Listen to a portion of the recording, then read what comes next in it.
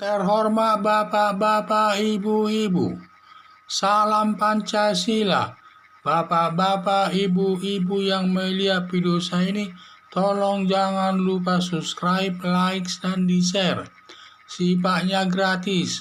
Pada hari Sabtu tanggal 4 September tahun 2021 ini, saya akan mengomentari Yaya Waloni seret Ustadz Abdul Somad. Ustadz Yaya Waloni sering menentang kebijaksanaan Presiden Joko Widodo dalam menanggulangi virus corona, karena dalam virus corona ini selalu dihimbau masyarakat agar pakai masker, jaga jarak, dan juga cuci tangan.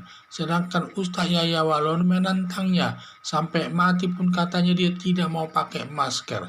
Di samping itu juga Ustadz Yaya Waloni sering menghina agama Kristen yang menyatakan isi Alkitab itu adalah palsu. Akibatnya Yaya Waloni ditangkap polisi dan dimasukkan ke dalam penjara. Yaya Waloni tidak terima dia sendiri ditangkap polisi. Banyak ustadz yang menghina agama Kristen tidak ditangkap polisi, tetapi dirinya sendiri ditangkap. Ustadz Abdul Somad sering menghina agama Kristen juga, yang menyatakan salib itu adalah jin kafir, tetapi Ustadz Abdul Somad tidak ditangkap polisi, hanya Yaya Waloni yang ditangkap, dan Yaya Waloni tidak bisa menerima perlakuan polisi yang bertindak diskriminatif. Maka Yaya Waloni menyerukan, tangkap Ustadz Abdul Somad. Yaya Waloni tidak mau menderita sendirian di tahanan, harus bersama-sama merasakan ditahan di polisi, karena sama-sama juga melakukan penghinaan terhadap agama Kristen. Hanya bedanya yang dihina berbeda. Yang satu menghina isi Alkitab itu palsu, yang satu lagi menyatakan salib itu adalah jin kafir. Tindakan polisi bertentangan dengan asas equality before the law, persamaan hak di depan hukum. Harapan saya polisi bertindak berdasarkan keadilan agar Ustadz Abdul Somad segera ditahan dan diproses sesuai hukum yang berlaku. Karena tindakan kepolisian ini membeda-bedakan manusia untuk ditahan, di mana dia melanggar asas equality before the law, persamaan hak di depan hukum, yang artinya apapun jabatannya di pemerintahan atau pejabat tinggi, pengusaha, tokoh agama, dan lain sebagainya, rakyat biasa, kalau dia melakukan kesalahan harus dihukum. Tidak boleh ada yang dihukum, ada yang tidak dihukum.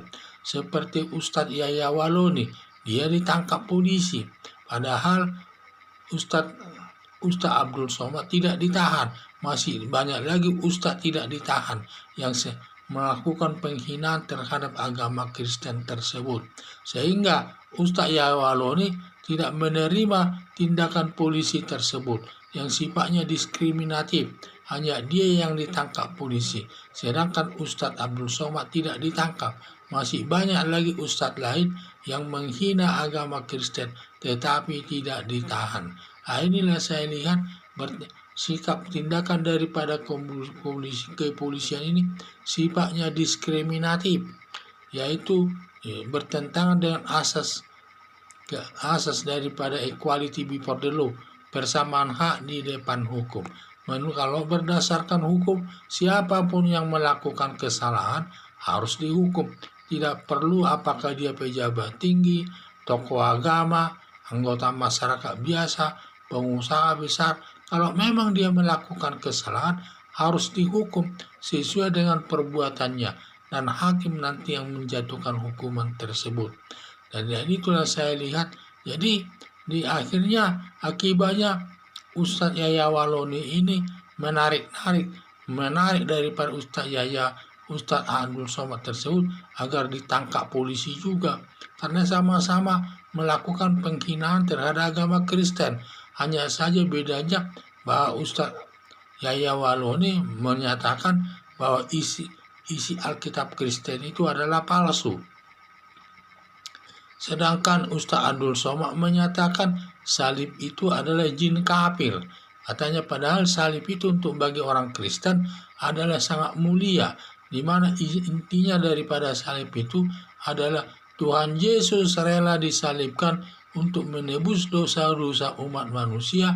Bagi yang percaya kepada Yesus akan hidup selamanya di surga. Itulah prinsipnya.